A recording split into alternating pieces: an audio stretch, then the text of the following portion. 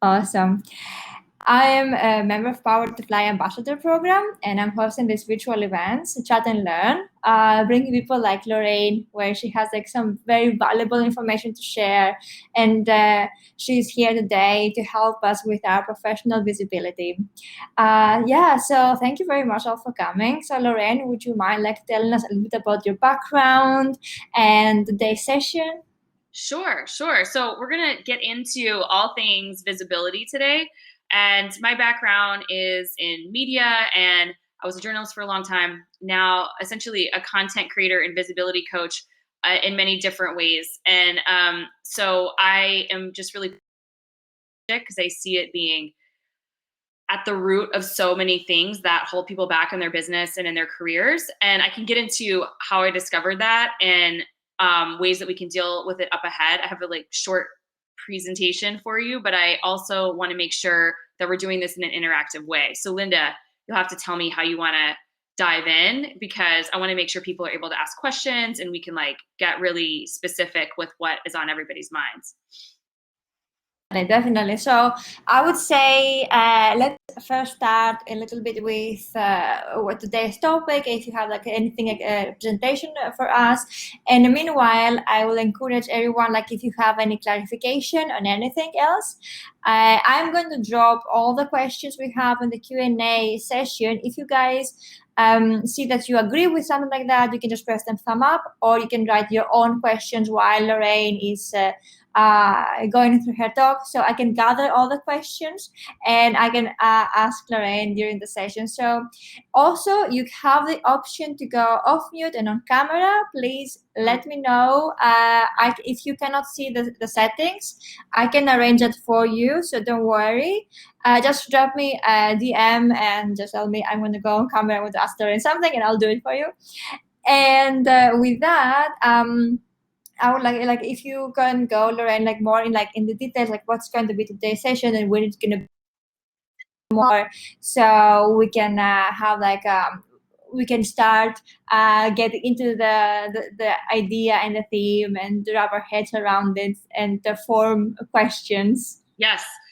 Okay. So it may be that what would be best is for me just to pull up my visual presentation for you and kind of dive into it, because I think things are going to come up as you're thinking, as you're seeing that. But at a high level, what we're facing today is that all of us have a need to be increasingly visible to get where we want to go in life, to achieve our dreams, to advance in our careers.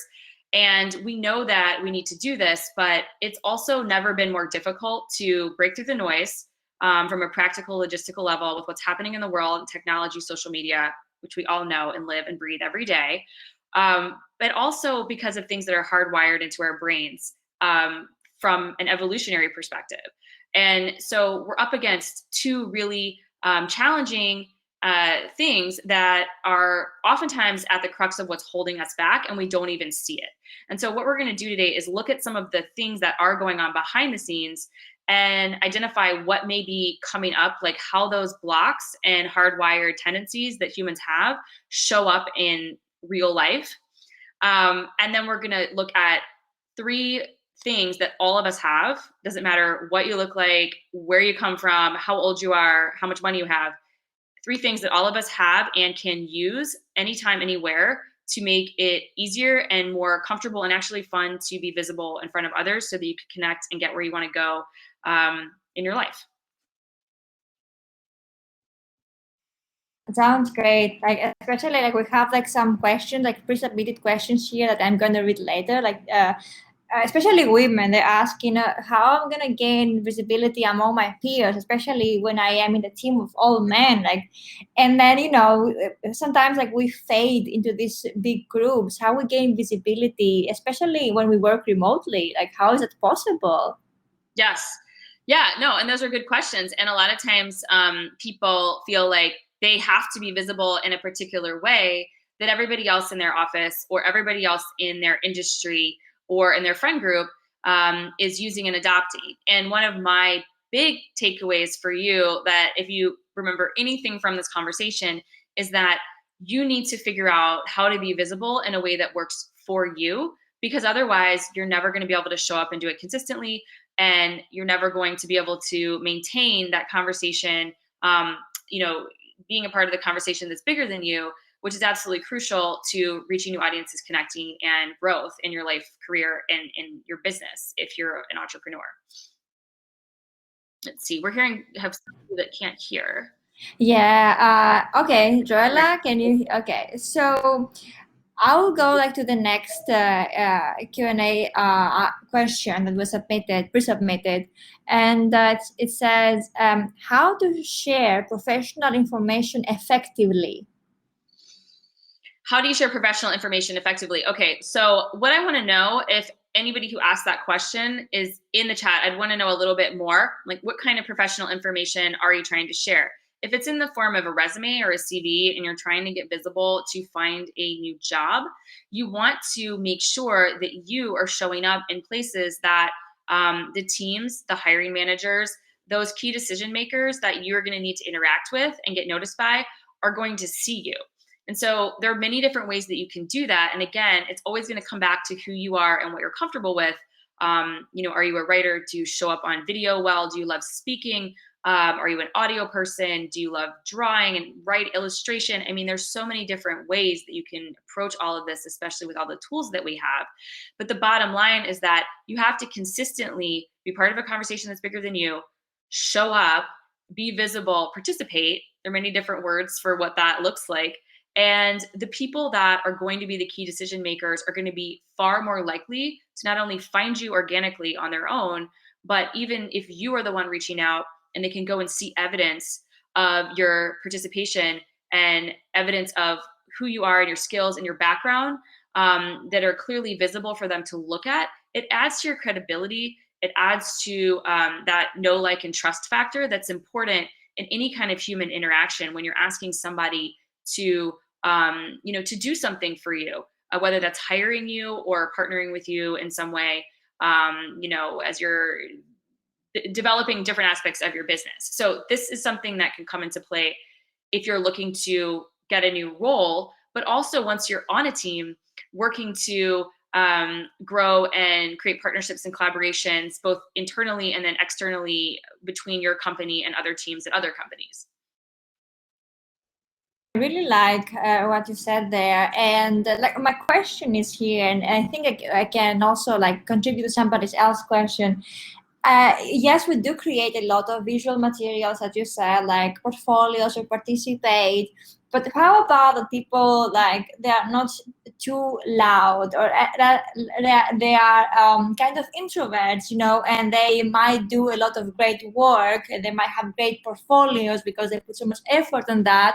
But then again, that great portfolio and great profile fades away because they don't showcase, they don't highlight those achievements, because there are many people that they're from nature introverts, and they don't feel that they have to boost from themselves. Okay. So yeah, especially from those, like, what would you say, like, how people like with this kind of personality traits can boost their professional visibility? So I would start with some questions around mindset with that. Because when you get into things like boasting, I don't want to brag, I'm afraid that, I'm going to come on too strong. All of these things that have a negative context around visibility and putting yourself out there. This is where we get into what's happening in our brains in a way that is trying to keep us safe, and trying to protect us from vulnerability. So let me rewind to prehistoric humankind. If you did anything to set yourself apart from the pack, if you stood up and spoke in front of people, or separated yourself from the pack to go do something that you wanted to do that was a little different, anything that differentiated you from your people, that was going to lead to, more likely than not, you dying. So our brains have been hardwired to react whenever we, now living in 2021, do anything that sets us apart, that creates vulnerability. And while we are not in danger, when we post our portfolio on LinkedIn and try to celebrate that so that maybe somebody could see it. Or connect with somebody through Power to Fly that you met in the chat because you want to know more about what they do. You try to make those connections, you'll have all of these mindset things come up. I don't want to boast. I'm afraid, that person's going to think that I'm, being annoying. Well, what all of that is really a mindset problem. It is your brain trying to keep you safe because your brain wants you to survive. But your brain is living like millions of years ago, and we're in the here and now. And so it's our job to look at what's happening in our brains and do things to stop that mental process, that mental habit, that mental rut that we're in, and redirect so that we can go forward and achieve what we want to achieve, right? And so if you are somebody who's thinking this is boasting, I would ask you to notice that thought and then see if you can turn it around. Well, maybe I'm boasting, but am I actually being somewhat selfish by holding back what I've been given, my creative gifts, and being able to contribute to a team that may be looking for somebody exactly like me? um, why maybe isn't that the reality? You know, you have to realize that that boasting thought and those negative mindset reactions are actually not any more reality than anything that you could be thinking that will take you in a much more positive direction and allow you to put what you are brilliant and amazing at creating out into the world. I really love that, and I can relate to that so much because it's like a lot of a belief system going there that we think that, oh, I don't know if I should say that. Yeah, I might sound very dominant, and people might not like me because they might be intimidated by me, and they might think I'm just bragging about my achievements. And especially in new teams, like people who they are on board in a new role, and they have somehow to prove themselves, and they're thinking like, oh, but I can't tell this because these people, they just met me. I don't want to seem like the person who is just so great. I want them to be my friends. So they're keeping themselves low because they want at some point like to fit in and to make friends and not to intimidate others, and have this let's say envy built around them or something like that. And that is like a one part. But how about the other part, like people who actually they love to create this awareness around themselves, and they want to create materials? And I have a very nice question here.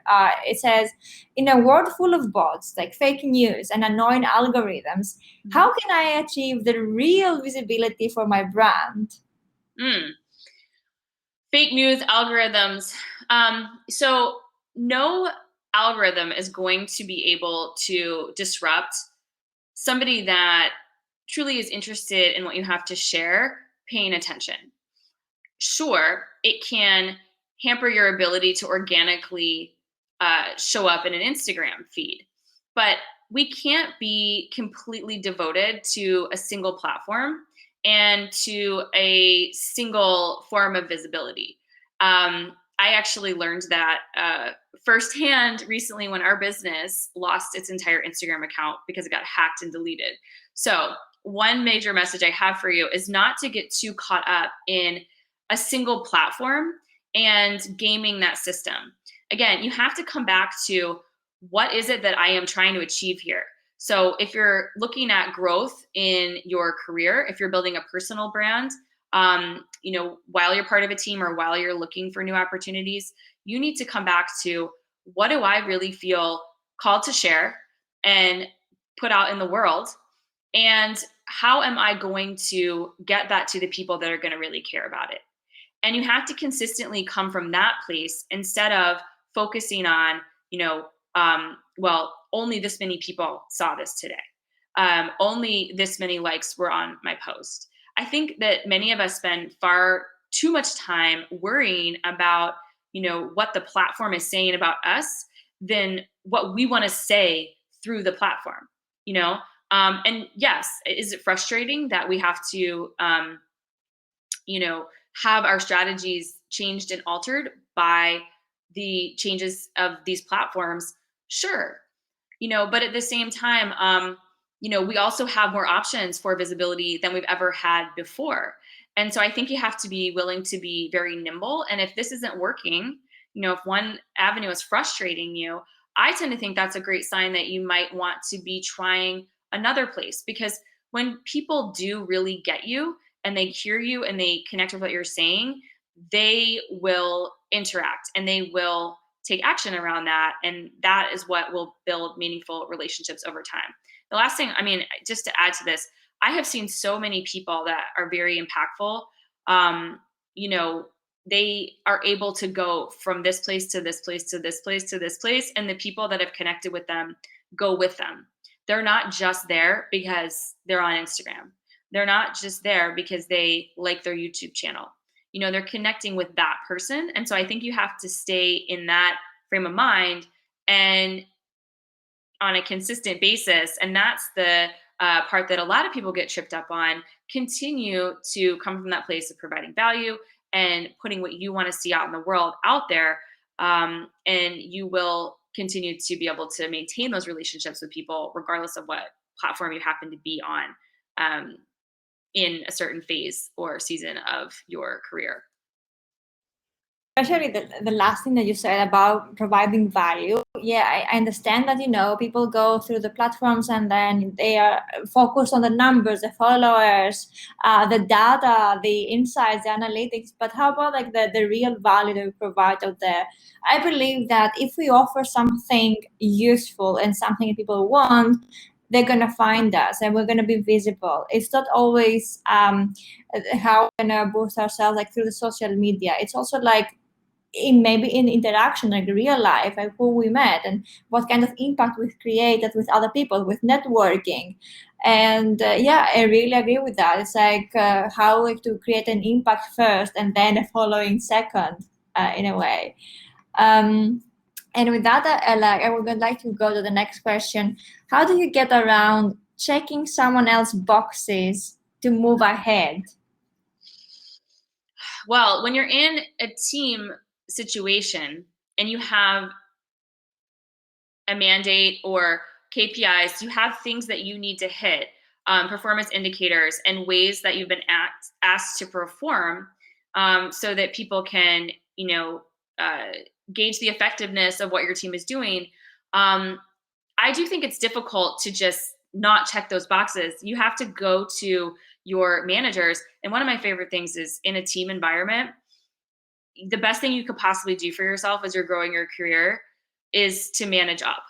And by that, I don't mean trying to control up in the management chain, but you need to go to those people confidently and say, I understand that these are the boxes we're trying to check. Can you help me prioritize?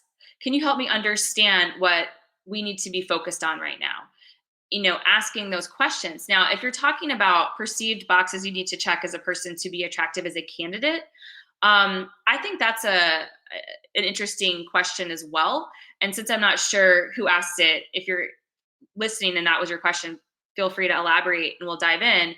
But I do think there is often a feeling when you're trying to grow what you're doing, thinking, I need to have checked all these boxes. Well, research has shown that that is far more of a concern for women and marginalized populations than it is for men, and especially white men.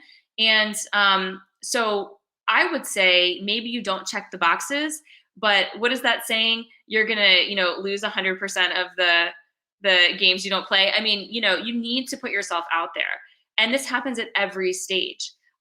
There's always going to be that voice in the back of your head. Again, your brain trying to keep you safe. It doesn't want you to change what you're doing. It wants you to stay where you are because you're alive. It doesn't want you to go get a new job or get a new level of success. It wants you to stay right here, and it's going to tell you, who are you to do this? What if you fail? What if nobody likes you and they reject you? Again, separation from the pack equals to your brain death and vulnerability. So you need to notice this is happening and then take some action to either get more clarity or to silence that part of your brain that's not helping you out in the moment, even though it really, really thinks that it is.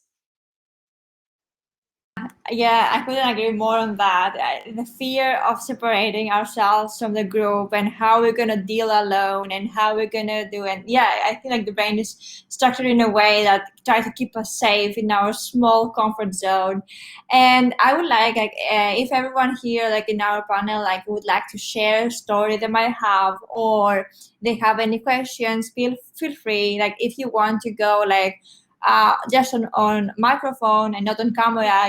You're not forced by any means to go on camera if you don't want to. But if you have any stories to relate to this, or what's your opinion on that, please feel free to share. We really would love to see like how people actually have experienced these things in the past. And you said something about like a career, like being in a career, and the brain doesn't allow us to change because of the fear of rejection. And I have a question here from someone who says, "What do you do when you know you are in the wrong career, but you're having no luck transitioning to something else?" Mm, okay. So I think that you should ask yourself, first of all, there's two things. Um, what is it about your current career that you are, I can't, how was it phrased? That you are not in the right place. You don't feel like you're in the right place with your current career. Um, I would want to understand what's going on there. Because sometimes people think this career is just not for me, but it's really that, you know, there are a lot of external things that are unpleasant about your life. There's the commute, your manager, you're having a friction, type relationship with the person that's directly above you, the team culture, but is it that company? Is it that, uh, the way that it fits into your lifestyle? Without knowing more details, it's hard to say exactly what it is. But I would examine what is really going on with your dissatisfaction, because there's so many options out there right now. We've never been, and especially with the coming out of the last year, more connected to options globally for us in terms of career and different types of company cultures and styles of working. And so I would ask, are there other options in your same field, and would that change anything? And then the other side of that is you're seeing no opportunities, you're seeing nowhere to go. Well, a lot of times when we're focusing on how frustrated we are and the fact that there are no opportunities, um, our brains are not wired to see things that we're not looking for. There's been a lot of research into how the human mind actually notices what it's focused on. It's that phenomenon of when you start looking for a car and all of a sudden you see the car that you want to buy everywhere, or you suddenly have a child and you see little kids everywhere when before you never even noticed them. So you need to begin getting yourself into a place where you are feeling that opportunity exists for you and that it's possible, and being excited about that, and you will start to notice them. And along with that, sometimes people will say, well, that sounds kind of out there. Like, I'm just going to believe that I have an opportunity. Um, what you can do with that on a more practical level is begin to be the person that is going to be a likely candidate for those opportunities. Be somebody that is a great hire for those companies. And is that somebody that has some experience in an area that you don't have? Well, can you do something on the side outside of your current role, even in a small way? Can you begin to network and attend events in that industry to try to make connections? There's a lot of things that you can do from a practical standpoint to increase your chances of seeing those opportunities. And I firmly believe that there are opportunities everywhere.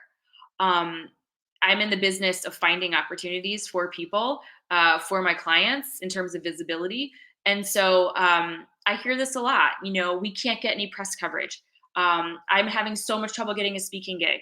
Well, there's so many opportunities out there, but oftentimes, again, it comes back to some sort of mindset block, where there's a disconnect between where you are right now and where you're trying to go. And so that is where I personally would start and advise you to start, if you're up against, one of those moments in your life where you feel stuck and you want to begin unraveling that so you can create some motion and move forward. Love that. And I think that what you mentioned before, it's like more than the confirmation bias. Like I see like what I'm expecting to see in a way, and that's what I'm expecting to see. That's why I'm seeing. And I've experienced it myself a lot. Like I felt stuck as you described, and I was thinking like, but I cannot see any other opportunity. What can I do? Like, where can I go? And I felt so, in a small bubble with zero opportunities, and I felt lost. I was like, how people get careers? Like, how people get go like to one place to another? Like, why can I do not do that? And I went through a phase, like it maybe it was like 2 years ago, like, all this research phase when I was thinking like, but I want to do something, I don't know how. And I only could see like a wall because I didn't let myself open my mind to different things and not be so stubborn in some certain situation that no, I only gonna do like this thing and this thing only, and that's the thing I'm gonna do.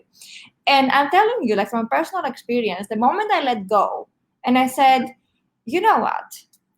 I'm gonna be fine. I'm gonna try something new. I'm gonna just let this ego and this stubbornness of I'm only going to one thing and don't try something different. And this is what I'm very grateful for, because I opened up my eyes and opportunities came. And I would say that I found this opportunity for this ambassador program at Power to Fly. And it was like the very early stage. It was like August last year, I think, or September. And I started getting involved with it. But then I saw, wow, this is actually an opportunity to learn something, to go in a different field, the field that actually I wanted to go. But I couldn't see, you see, like the connection, the middle part, I couldn't see that. I was trying just to do the huge leap from A to B, but I couldn't find the connection between them. And what you described very beautifully is like, we have to open up our minds first, and then we can see the opportunities.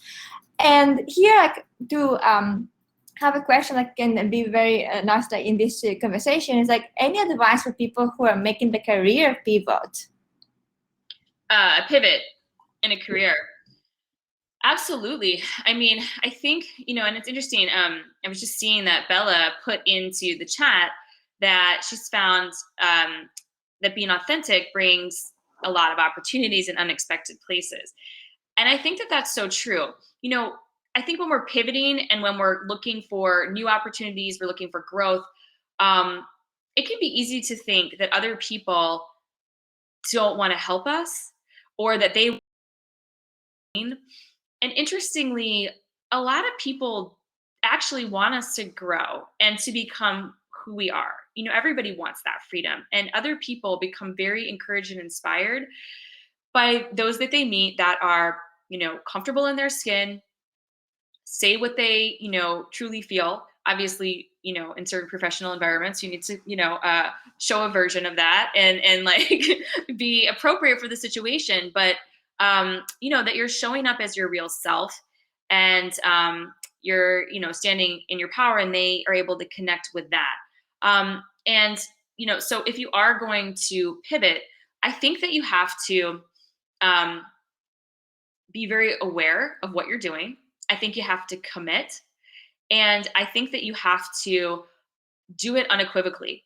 You're doing it and you're hard right. You are going in that direction and you're all in. And I think that's where a lot of people struggle, is that they want to pivot, but they're afraid that it's going to look like they're flaky, or they weren't committed, or they're wishy-washy.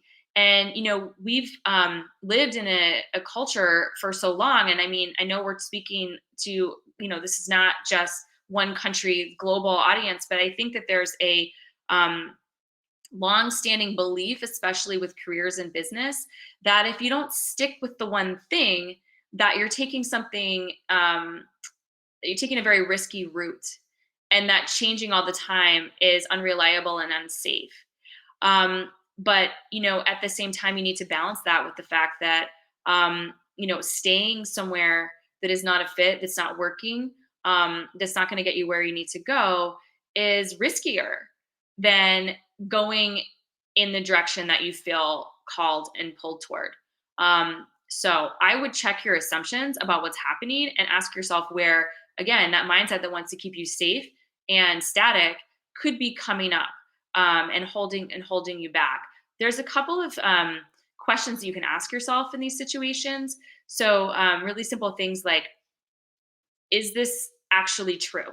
So if I'm going to pivot, then this is going to happen. This is going to happen. What's the worst that can happen? If that happens, what am I going to do? And then, are these things actually true? Things that people might think about myself, things that, might happen. And a lot of times you're going to uncover that, you get to this absurdist point where the worst thing that's going to happen is so far-fetched and unbelievable that you're able to sort of talk yourself down and say, okay, let's just do this. And if it doesn't work out, you have to believe there's going to be something else out there for you. Yeah, I honestly, I can see like how much like I've seen this around me. Like we say, we create like these scenarios in our head that absolutely not true, but we tend to believe them so much, and those scenarios like scare us so much, and we say like, oh, but what will happen if we do that? And then we have to ask, like as you said, like we have to ask ourselves, so what if that happens? Like what's the worst that can happen eventually? And then the worst that can happen eventually is not that bad. I've heard when the worst comes, somebody was telling me, you will surprise by the power you have to deal with that thing that will happen. Yes.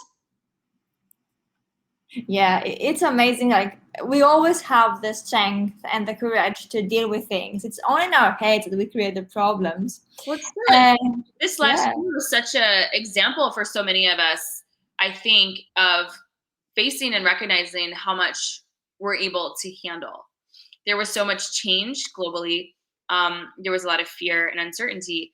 And I have seen many people thrive, change directions, achieve things that they never thought they were going to be able to achieve in the face of a very, very tough time globally. And I think that that's there for all of us, and that we all have options and opportunities. And we're not living in a time anymore where we are hampered by a lot of the things that faced people in a very real way 100 years ago or more. So we're in this very new phase of humanity, and we have a long way to go. We're still 200 years away from gender parity in the workplace. That's a reality. We still have many, many, many things that we need to improve when it comes to the ways humans interact with each other along gender, racial, age, geographic lines. But that said, we have never been in a place where we have more options than we do today. Exactly. Like I think that we have like so many like options that we get like this paradox of choice, like so That's many true. options. That's true. Yes. Yeah. And like, it happens like it's like so many things that you can choose, so many career paths you can take. And then what I call it, like not me, like somebody has called like paralysis by analysis. We just stuck there and we say like, I have so many options, but where should I go? So I would say like personally I have to narrow down to three, so I can just pick one of three and then stick with that and just move further and do not look back to the other options, because we always think that, oh, what if I had choose that instead. Well, can I say something about that? Because I have some very practical advice if you are running into analysis paralysis and you love the fact that the world is your oyster and there are so many choices, but you're not sure what to do with yourself. Couple things. There are some very useful, helpful tools out there that you can use. There are a couple tests. Two I highly recommend. One is the Kolbe. It starts with a K, Kolbe, the Kolbe A test. The other is the Strength Finders test. If you buy the Strength Finders audiobook for like $14, you get the test for free. It's normally about $50. So these two tests, what they show you is your strengths in how you operate as a individual sort of naturally. So for example, Linda, you're talking about, you could do all these different things. Well, I would guess that they have a category called quick start. And if you're somebody that is constantly coming up with new ideas and you're always thinking about the different things you could do, well, you're probably going to score really high on this quick start. But what you find out in which I do, I'm a 9 out of 10, and it's very hard to, like, if your mind works like that, to rein yourself in. But what you learn is, I need to be on a team that has people that are complementary, or in a business where people are complementary, or in a partnership, even your life, where people are complementary. So you need to find people that have really high on execution and follow through. And knowing that about myself has allowed me to navigate things in a different way, because when I start going, I have all these choices, I don't know what to do. I'm like, no, that's just my quick start brain. And so I'm going to put them in a list in Asana that I have called Big Ideas. And there's like 35 of them. And I check them every Friday, and I don't allow myself to act on any of them until they've been on the list for at least 2 weeks. They stick around. So you can create your own systems for how you're going to deal with your unique way of operating in the world. So I highly recommend taking a test like that, if not both of them, to understand how you work and where you really are going to be in your zone of genius. That's a author Gay Hendricks phrase, where you are not only just good and competent, but where you are really just the best. You're in your flow with something. And the other thing that I highly recommend for that, and trying to really get connected with what is the best choice for you, is by developing a meditation practice. And meditation is moved from being this kind of hippy dippy woo woo thing, 20, 30 years ago, to where now almost every executive, every athlete, it is something that is so mainstream and has been proven to allow people to focus, and not only focus in the moments where they need to do things that are important for their careers. So show up for a visibility moment, for example, speak up at that meeting, and, send the email to the person that you don't know, asking if you can talk to them. But also to allow the space and away from the noise of the world that we live in, for the things that really are there inside of you, to come up, right? And if you develop a meditation practice over time, you will notice that while you are focusing and your mind is clear, you will get clarity around certain aspects of what you're trying to do. And some people find that through religious practice, through prayer, but that, practice of, and the habit of clearing your mind, so that the things that really, are the strongest and that you are the most connected with, they surface, and they can't do it with all the noise in the outside world. And so I would say those three things: delving into getting some outside analysis of yourself, and developing a practice where you are creating space for your mind to tell you what's there. I really love that. I really love that, because sometimes, as you said, like, we gain so many information, like, from the outside world, and then all the noise and all these external thoughts. And, at the end of the day, we get confused, and for example, when we speak a lot, we don't listen to other people. But when we speak a lot in our inner voice, we don't listen to our thoughts, right? Mm-hmm. And I really love I'm trying to implement that, Lorraine, if I'm honest, to do the meditation thing. So I have, like, an amount of stress, like everybody else, I think, in my life. Yeah, it's like I have all these major ideas, as you described. And I'm thinking, like, I have, like, to see, like, what actually I'm trying to do here, like how I'm going to do it. But, all this stress, I think, please go. So this is a thing. This is, okay, something I struggle with, but it's been a new thing for me over the past year. It's made such a huge difference. We get so caught up in the how. Like, I know there's something out there for me. I want to achieve this thing. I want to feel like this. How am I going to do it? How am I going to do it? Who's going to, and we tie ourselves up, and we get blocked by all this focus on the details of how we're going to get from point A to point B, or to the next level, or to the next step. This comes up in relationships, it comes up in careers, it comes up with our health and our wellness and our fitness. I want to be with this person, I want to work at this company, I want to look like this. How am I going to make it happen?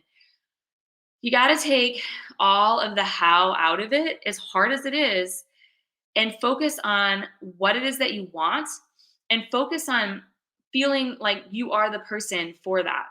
A lot of people, have seen amazing results, myself included, from, the combination of meditation, gratitude, and believing in yourself as somebody worthy of the place that you're trying to arrive in eventually, and moving away from the minutia and the how, because all of that is going to unfold for you.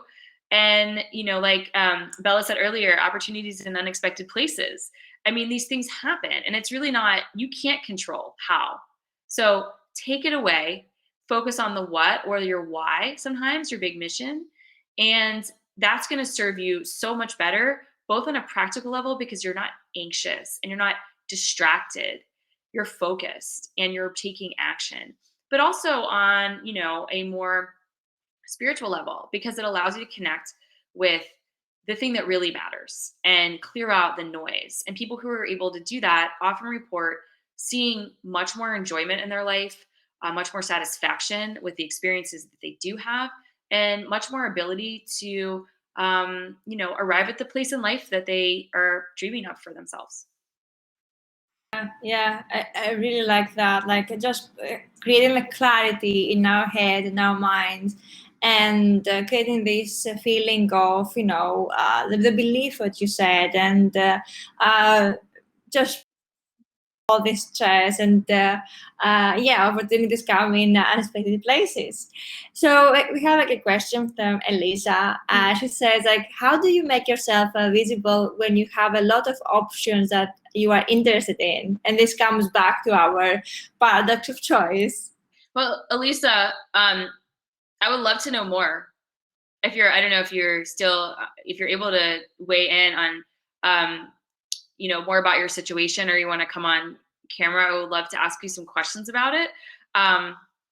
Okay, cool. I see her popping up. Hi there. Hey, so what are you up against? So I guess, I've have a lot of education, and I've been like a professor for a while, but I'm trying to make a switch outside of this role. And so I've really been thinking about what I want to do. And there's a couple of different options that I've been trying to explore. So some of it being, instructional design, or going into the workforce and working for companies that deal with mental health. And, so I guess I have like a lot of different options, and now it's trying to figure out, like, a lot of them would be very good for what I want to do. But how do I now start focusing in on something? Or if not focusing in, like, how do I make my LinkedIn look like I can do all these things? Because I have a lot of that experience, but now how do I make it so that it seems coherent? What are you worried about? I guess the worry is that it would seem that I don't know what I want. I don't know. Like, I think that you have to know. I mean, there's nothing wrong with trying some different things. And I have this feeling that when an opportunity comes along that you are really driven to be a part of or accept, you're going to know it. And I mean, but on a practical level with the LinkedIn profile, I had somebody like say to me frequently in life that it's a practice, not a perfect. And a lot of times, we struggle to update our resume or our website or our LinkedIn profile and what we're showing to the world, because we're not sure we're going to get it right. And then, I would ask, what happens if you put something up there and begin to achieve, or begin to pursue some opportunities. And you realize that during the interview, they didn't fully understand what you were capable of. You've learned something about how people are perceiving that profile. So then you go and you're changing it, right? So I think by not taking action, you're holding yourself back from things that you could be learning and building upon. So I guess I would ask, like, is there anything that you can do, say in a small way, taking a small step, like today or this week, to add to that profile? So I'm sure there's many other places, but since you brought up the profile, to change the profile or add to it, so that it presents a more 360-degree well-rounded view of you. Is there anything that would stop you from just taking a small step towards that and seeing what happens? Yeah, I've been thinking about that because obviously I have applied to a couple of different jobs in different sectors. And so I was thinking about, hey, what if I actually, took those pieces of my resume and put them on LinkedIn Yeah. instead of, yeah. So it gives a little bit more of that well-roundedness. So that is something I can definitely do. Well, and it sounds so, it's as we're like having this conversation, it's like, yeah, just put it on LinkedIn.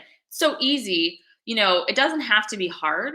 And I think that's one thing that I constantly have to come back to, is that we have been taught that anything valuable is a struggle and anything worth achieving is hard. And it goes through academic institutions, our workforce culture. But it doesn't necessarily, again, that goes back to a mindset thing. It doesn't necessarily have to be hard. You know, change your LinkedIn profile, and take some actions to possibly reach out to somebody and say, um, you know, hey, this is what I'm up to today. I mean, or this right now. This is what I'm up to at this moment. And I'm trying to head in this direction. And I just wanted to get an update from you about what you're working on. Like those kinds of networking, emails, and outreach, it doesn't always have to be social media.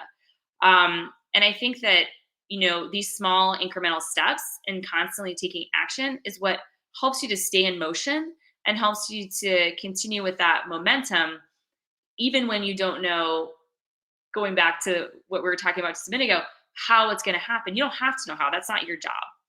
Your job is to continue to, you know that you're worthy and that you have things to offer, which you do, and put them out there so that other people have a chance to recognize them and connect with them and hire you and bring you into their world. And by not taking action to update things and show what you know and what you can do, you're essentially holding that back from people that could really benefit from it and from knowing you and from having you on their teams. Well, thank you. Yeah. Thanks for coming on. Thanks for being Yeah, thank you, Elisa. Yes, exactly. Wow. Yeah, and Bella says that I've been started embracing learning from rejection, which wasn't easy, but I tried to reframe it as being a positive for me. And I totally understand that. Like, I totally relate to that. Yeah. I mean, it's hard to love rejection. And I don't think any of us love it. And I like to caution people away from false positivity where you're like, you know, my career imploded and I got rejected from 17 jobs in a row or whatever. Like, nobody's supposed to be like, yay about that. But what you're supposed to do is recognize the feelings that are coming up, realize that your thoughts are not you. Your thoughts are things that your brain has produced, and that you have the ability to take that information and take what has happened and make choices around what to do next. You want to have these things that happen to you, whether they hurt or are upsetting, or disappointing or frustrating, they leave you in a place of empowerment. And, you know, I'm sure you can tell by now listening to me that I am definitely on, the side of the universe has a plan for you, and the thing that's coming for you is coming for you. And if you get rejected, that wasn't the place for you. And that holds true in careers. It holds true in relationships. It holds true in all aspects of life. And so as long as you're showing up authentically, and you're bringing your full self to something, then you're doing the right thing. And if other people aren't feeling the same thing in terms of hiring you or partnering with you, collaborating with you, move on. There are so many other places and options, and holding on to it, um, again, it goes back to your brain wanting you to stay where you are and not continue on to seek what's out there for you. Yes, especially like in that rejection, I used to get very frustrated when I was receiving the rejections because I was looking for new positions, and every second email was thank you very much, but not at this time. And at some point, I was like, oh my god, this has become like my real life, like my routine. Like it's like everything, like it's like a rejection. When I just turned like my mindset around it, I said like, okay, wait a moment, why these people are saying no to me? What's going on? I should basically learn from these rejections and not take this personally, because they didn't reject me as a person. They don't even know me. Obviously, they rejected something that they see I couldn't bring, a skill I didn't have yet. So I actually, I put this rejection into perspective, and I said, okay, why is this happening for 2.5 years right now? Why something is that's not right? It can't be, like something is missing. And then I let go of all the ego, of course, that they were rejecting me. And I said, they're rejecting something I don't know. I better go and learn something that I don't know, so they won't reject that something anymore, but I'm going to bring the skill that they're requiring for me to bring. And this is like something that I've learned from rejections, not take them personally, but actually as a feedback that helped me grow instead of feeling that I'm not good enough. Yep.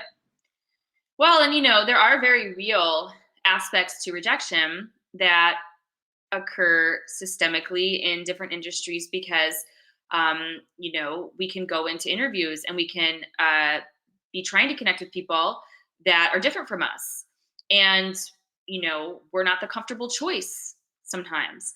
And that is very real.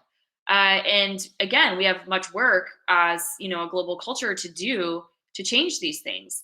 But I think that should fuel those of us who are looking for growth and opportunities to continue on, because the only way that we're going to change things so that more people in the future have access to more opportunity and empowerment and fulfilling lives that allow them to, do things like have families and still be able to financially support themselves, or have a fulfilling career that doesn't require working so many hours that you jeopardize your health. I mean, there's a lot of things that need to change about culture, discriminatory hiring practices. The only way we're going to get past all of this stuff is for more of us that, are good people and have, really unique, interesting backgrounds to thrive and succeed. And is it going to be uncomfortable at times? Yes, because going back to where, our minds want us to stay, we're going to have to break through that. But it's all for, something that I believe is ultimately better for us as individuals, and then, as a society as a whole. So, I would encourage you in those moments of rejection and frustration to not only learn, um, also be willing to say, that did not have to do with me. I mean, you have to have that twin kind of like opposing viewpoint where you're like, what can I learn from this? And what am I going to just let go of because it didn't have to do with me? I'm still a valuable, worthy person, and continue to move forward, thinking about those things and using them to your advantage as best you can in the future. And then I want to just throw in one thing, just because we're talking about a lot of lofty, like mindset stuff, right? Which I 100% think is at the crux of almost everything that happens in our lives. But there are practical times when you just need to get a job. And what you need to know is that you always have options. And if you go get just the job so that in your free time you can get the skills and the training and the learning that's going to take you into the place that you want to go, or you have the free time to network and build your community in another industry, don't feel shame or failure in that. Because if you're doing it in order to achieve another step or get another, goal that is going to serve you in the future, that could also be a part of your path. So I think it's important to just acknowledge that sometimes you are going to make a choice for a practical reason, not because it's, your dream job, and that's fine. But you're all, you're making steps along the path towards, where you're headed in life. I really like that, and I really like that the mindset is all like to try to work towards ourselves and towards like what we are going, and let behind us all the insecurities, the competition, and all these noises around. So I really appreciate this. And just not to forget, like in these like 5 minutes that we are left, I would love like for you to tell people where they can find you and where they can connect with you, and yeah, basically. Well, I should tell you, I realized I didn't even tell you what my business is called. So I'm the founder of the Spirit of 608, and I work with brands in ethical and sustainable fashion space and founders of those brands to help them get visible. And I came to this through journalism. I was a writer for many years, and I covered the intersection of fashion and technology. I was based out in the San Francisco Bay Area and covered a lot of startups and companies that were at the intersection of that space about a decade ago. And over time, I realized that I was more interested in helping the entrepreneurs than really covering them from a reporting standpoint. And I went on to found the Spirit of 608. We started with a podcast where I interview female founders in fashion and technology and ethical and sustainable fashion. They're all very intertwined. And at the time, I thought, and I'm going somewhere with this, Linda, I thought I was going to start a magazine about that. And what I ended up doing, though, was working with the brands to help them elevate their platform, grow, connect with new audiences. And what I discovered in doing this work was something really surprising. And it was that very, very often when I started to work with new clients, the issue, once we would work together for a while and we started unpacking it, it almost always wasn't some sort of fundamental systemic problem with the business. It was something going on with the mindset of the founder or the founding team. And it showed up in ways like, well, I'm not going to put our faces on the website. Oh, I don't deserve to be on stage at a big industry event. Who would want to hear from me? We're not doing an email newsletter because we don't want to bother people. All of these ideas that were keeping them small and holding them back. And I almost exclusively work with women. And it was shocking to me that these women who were by and large, MBA, graduate school, had worked, they had, 10 years at a very well-known company, and they were still experiencing very, very extreme visibility challenges, all because of mindset.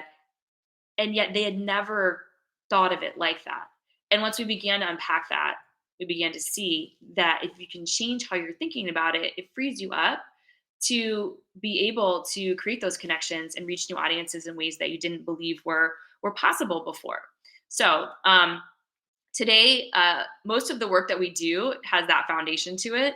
But in a practical sense, we help people with PR, social media, content creation, all in the name of helping businesses that are here to make a positive impact grow, because that's how I believe that we're going to see more progress in the world is people who want to make an impact having economic power. So if you want to know more, you can check us out at thespiritOf608.com. And you can also find me on LinkedIn, Lorraine Sanders. So I am going to send you guys all of this information I've learned. We also like wait from us the recording. Thank you all so